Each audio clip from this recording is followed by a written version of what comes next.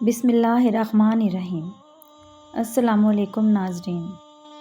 سفید کبوتر کا ایک ایسا واقعہ جس کو سن کر آپ کی آنکھوں میں آنسو آ جانے ہیں۔ کبوتر کو لوگ بہت ہی محبت سے پالتے ہیں۔ آج کا واقعہ سننے کے بعد آپ کبوتر سے بے انتہا محبت کرنے لگیں گے۔ یہ واقعہ ہے ایک کبوتر اور حضرت امام حسین علیہ السلام کا۔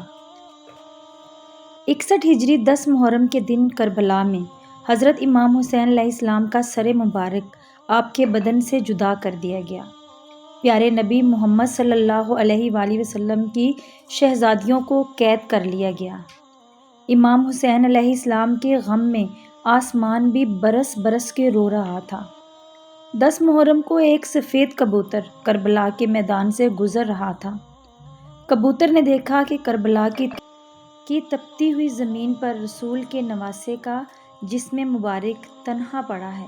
وہ کبوتر چیختا ہوا آسمان سے نیچے اتر آیا اور دوسرے پرندوں سے کہنے لگا کہ قیامت آ گئی ہے اور پیارے نبی محمد صلی اللہ علیہ وآلہ وسلم کے نواسے کو کربلا میں شہید کر دیا گیا ہے۔ رسول اللہ کا خاندان کربلا میں بکھر گیا ہے۔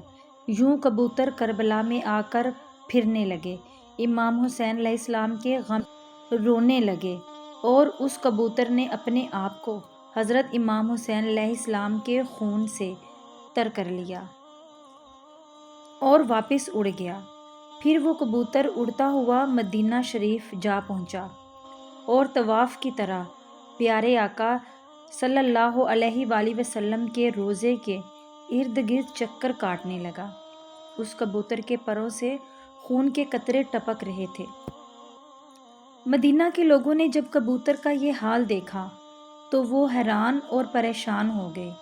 اس کے بعد جب ان لوگوں کو معلوم ہوا کہ کربلا میں حضرت امام حسین علیہ السلام کو شہید کر دیا گیا ہے تو پھر معلوم ہوا کہ سفید کبوتر پیارے نبی صلی اللہ علیہ وآلہ وسلم کے روضے پر کیوں آیا ہے۔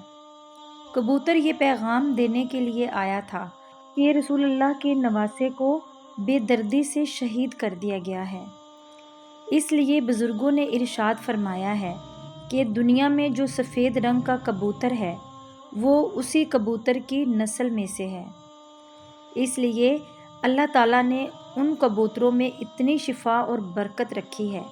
تاریخ میں لکھا ہے کہ مدینے کے ایک گاؤں میں سیام نام کا ایک یہودی رہتا تھا۔ اس کی ایک بیٹی تھی جو بہت ہی خوبصورت تھی۔ اس کو اچانک ہی بہڑ کا مرض ہو گیا۔ اس کی وجہ سے اس کے ہاتھ پاؤں آنکھوں نے کام کرنا بند کر دیا۔ وہ لڑکی نابینا ہو گئی۔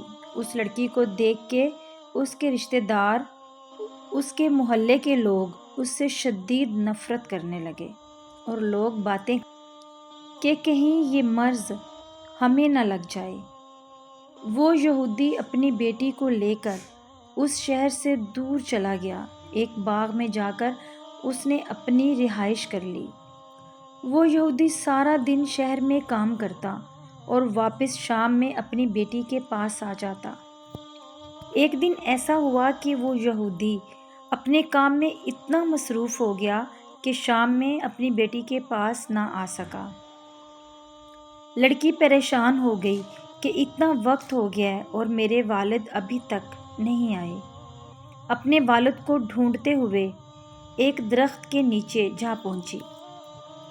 لڑکی نے محسوس کیا کہ اس کے آس پاس ایک پرندے کی چیخ بھری آواز آ رہی ہے۔ اس آواز میں اتنا درد تھا کہ وہ لڑکی آواز کو سنتے ہوئے آواز کا پیچھا کرتے ہوئے گھسیٹتے ہوئے اس درخت کے نیچے جا پہنچی۔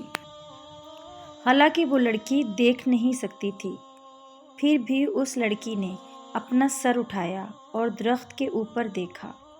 وہاں پر ایک سفید کبوتر بیٹھا تھا جس کے پروں سے خون کا قطرہ گرا اور لڑکی کی دائیں آنکھ پر جا گرا۔ اس خون کے قطرے کا گرنا تھا کہ امام حسین علیہ السلام کے خون کی برکت سے اس لڑکی کی آنکھوں کی روشنی واپس آ گئی۔ وہ لڑکی اپنی ایک آنکھ سے دیکھنے لگی اور خون کا قطرہ اس کی دوسری آنکھ پر بھی گر پڑا۔ خون کی برکت سے لڑکی دونوں آنکھوں سے دیکھنے لگی۔ لڑکی بہت ہی خوش ہوئی، ساتھ میں حیران بھی ہو گئی۔ جب لڑکی نے اوپر درخت میں دیکھا تو ایک کبوتر خون سے لبڑا ہوا تھا۔ خون کے کچھ قطرے لڑکی کے جسم کے اوپر بھی گر گئے۔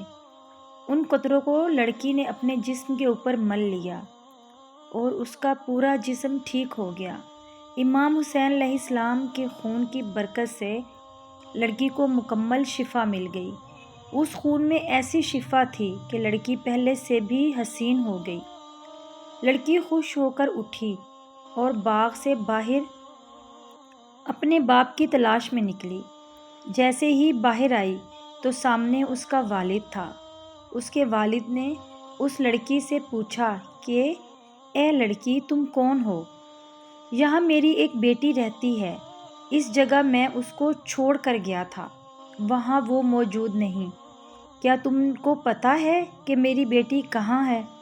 لڑکی خوش ہو کر روتے ہوئے بولی، اے بابا جان، میں ہی آپ کی بیمار بیٹی ہوں اور اب میں صحت یاب ہو گئی ہوں۔